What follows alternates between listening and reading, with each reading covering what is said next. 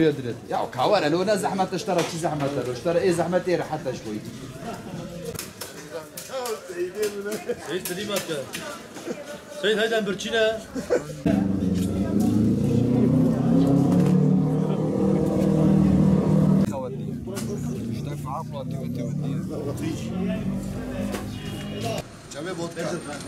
Abi bunu şeyle yakaladılar, trobroyla.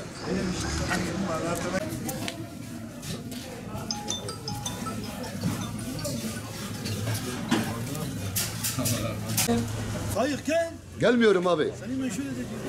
Ben zaten meşhurum Seyit. Yurt içinde çok talep var.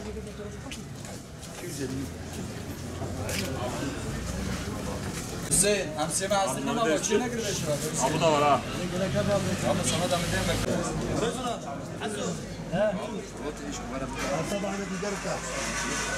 Abi bu balığımız mavi yüzgeçli orkinokstur bu balık. Batman'a ilk defa böyle büyük bir balığı getirme icabı duydu. Müşterilerimiz daha çok merak için yani balığın hep böyle ufak balık geliyordu. İlk defa Batman'a böyle büyük bir balık getirdik. Ortalama 215-250 kilo arasıdır. Yani bir iki kişiyle dartılacak bir şey değil. 20 kişi araya girdik zar zor darttık zaten. 215 mi diyor öyle bir şey diyor Allah alem tam Allah yanıltmasın. Balığımız da çok güzeldir. Bu balığı güzel parça parça dilim dilim yapıp müşterilere veriyoruz tabi. Bunu İzmir Körfezi'nden getirdik. İhale yoluyla bunu aldık tabi. Öyle direktmen alabileceğim bir balık değildi. Fiyatı artta Batman'a böyle güzel bir balık getirme icabı duyduk bizler de. Yıllardır bu işle uğraşıyoruz. Elimizden gelinceye kadar Batman'a hizmet yapmaya çalışıyoruz. Balıklarımız da günlük ve taze geliyor. Halkımızı balığa davet ediyoruz. Balık sağlıktır. Yani yiyenler inşallah pişman olmayacaktır.